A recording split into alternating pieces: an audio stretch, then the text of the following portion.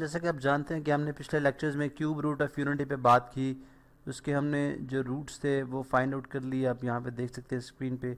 उसके बाद फिर हमने बात की कि ओमेगा और ओमेगा स्क्वायर जो हैं वो जो दो कॉम्प्लेक्स रूट्स हैं उनमें से किसी को भी ओमेगा और ओमेगा स्क्वायर के तौर पे लिखा जा सकता है। अब इस लेक्चर में हम बात करेंगे कि इन तीन रूट्स जो हमने फाइंड आउट किए हैं अभी, इनके साथ क्या क्या प्रॉपर्टीज़ जो है वो अटैच है।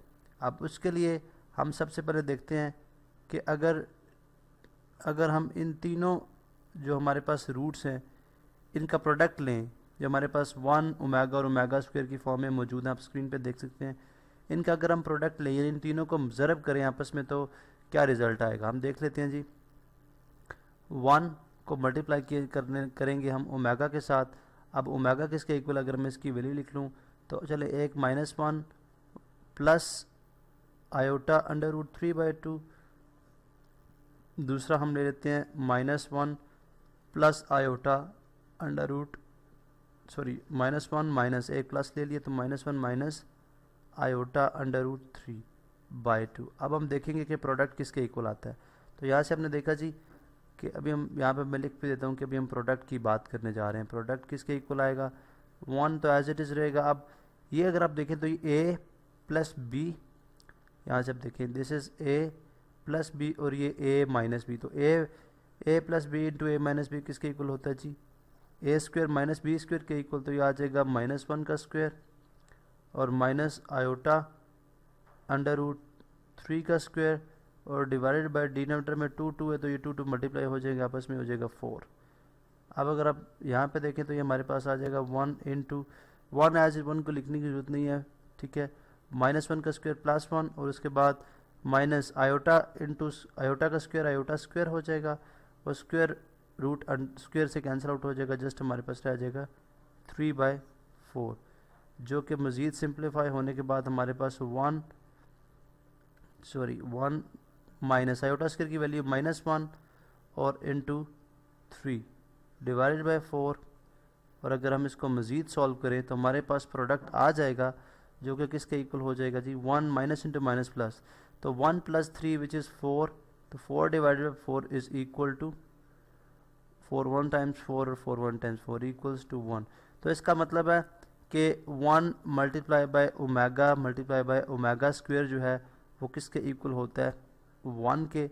और अगर हम इसको शॉर्ट फॉर्म में लिखें तो ओमेगा इंटू ओमेगा स्क्वायर, यानी पावर जो है यहाँ पे 1 है, ओमेगा इंटू 1 ओमेगा हो जाएगा।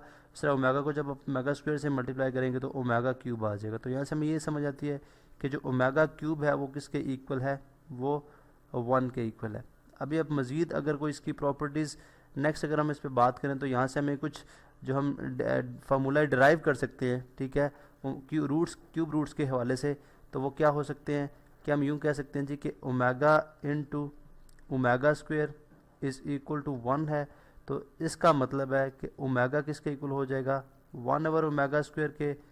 और अगर मैं दूसरे सेंस में लिखूं तो ओमेगा स्क्वायर जो है वो किसके इक्वल हो जाएगा, 1/, ओमेगा के। तो यहाँ से हमें एक और जो रिज़ल्ट हमारे पास सामने आता है वो ये आता है कि कॉम्प्लेक्स जो क्यूब रूट ऑफ यूनिटी है ये एक दूसरे का रेसिप्रोकल है। ये एक दूसरे का क्या है जी, रेसिप्रोकल है। यहाँ पे देखें ओमेगा रेसिप्रोकल है 1/, ओमेगा स्क्वायर का, और जो ओमेगा स्क्वायर है ये रेसिप्रोकल है, ये किसके इक्वल है, रेसिप्रोकल ऑफ ओमेगा के, ठीक है। तो हमने देखा कि ये दोनों एक दूसरे के रेसिप्रोकल के इक्वल है। इसी तरह से हमने प्रोडक्ट की बात कर ली, प्रोडक्ट से दो फॉर्मूले भी ड्राइव कर लिए।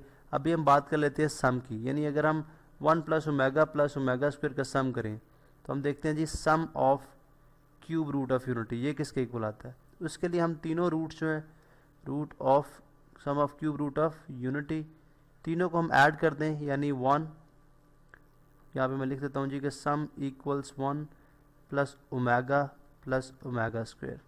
तो 1 हमारे पास वैल्यूज़ मौजूद हैं, 1 + ओमेगा, चलें -1 प्लस आयोटा अंडर रूट 3/2 कर लेते हैं।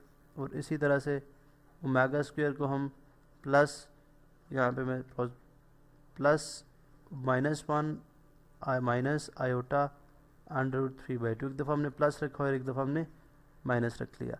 अब हम चूँकि इसका एलसीएम लेंगे तो इसका डिनोमिनेटर हम इक्वेट करा लेते हैं, डिनोमिनेटर से सेम करते हैं, डिनोमिनेटर इक्वल करते हैं, इसके लिए हम इसको 2 से मल्टीप्लाई कर देंगे और 2 से डिवाइड भी कर देंगे। तो ये बन जाएगा जी 2/2 प्लस -1 प्लस आयोटा √3 और इस बाई 2 और इसी तरह से प्लस -1 माइनस आयोटा √3/2। अब चूँकि डिनोमिनेटर सेम आपस में तो न्यूमरेटर्स आपस में सिंपली ऐड हो जाएंगे, 2 आ जाएगा। देखो जी 2 प्लस इंटू माइनस माइनस -1 और प्लस इंटू प्लस प्लस ही है, plus iota √3 plus into minus again -1 plus into minus again minus iota √3। यहाँ पे अगर आप देखें तो आयोटा √3 के डिफरेंट कलर से करते हैं इसको, आयोटा √3 से कैंसिल आउट हो जाएगा। इस तरह 2 - 1 1 और 1 - 1 0, तो ये भी आपस में क्या हो जाएगा कैंसिल। तो हमारे पास फाइनली क्या रह जाएगा 0/2।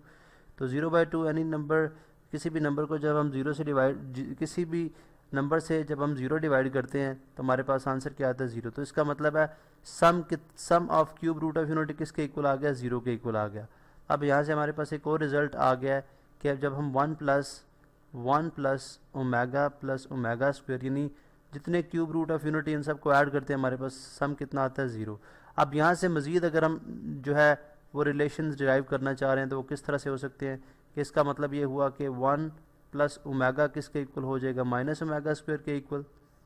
ठीक है, इसका मतलब है कि अगर क्यूब रूट ऑफ यूनिटीज़ में एक जो है वो रियल रूट को और एक कम्प्लेक्स रूट को ऐड किया जाए तो वो नेगेटिव ऑफ जो है दूसरा कम्प्लेक्स रूट के इक्वल होगा। इसी तरह अगर मैं यहाँ पे 1 प्लस ओमेगा स्क्वायर लिख दूँ, ठीक है, इसी से मज़ीद ड्राइव करूँ तो 1 प्लस ओमेगा स्क्वायर लिख दूँ किसके इक्वल हो जाएगा माइनस ओमेगा के। तो बिल्कुल वही बात जो मैंने पहले स्टार्ट में की कि अगर हम एक रियल रूट और एक कम्प्लेक्स रूट को किसी भी कम्प्लेक्स रूट को ऐड करें तो वो इक्वल हो जाएगा जो सेकंड कम्प्लेक्स रूट के नेगेटिव के। तो ये देखा आपने कि कुछ हमने प्रॉपर्टीज़ जो हमने ऐड की, तमाम क्यूब रूट्स को ऐड किया, फिर तमाम क्यूब रूट्स को मल्टीप्लाई किया और हमारे पास मुख्तलिफ तरह की जो है वो प्रॉपर्टीज़ सामने आई हैं जो कि हम क्वेश्चंस को हल करने के लिए इस्तेमाल करेंगे।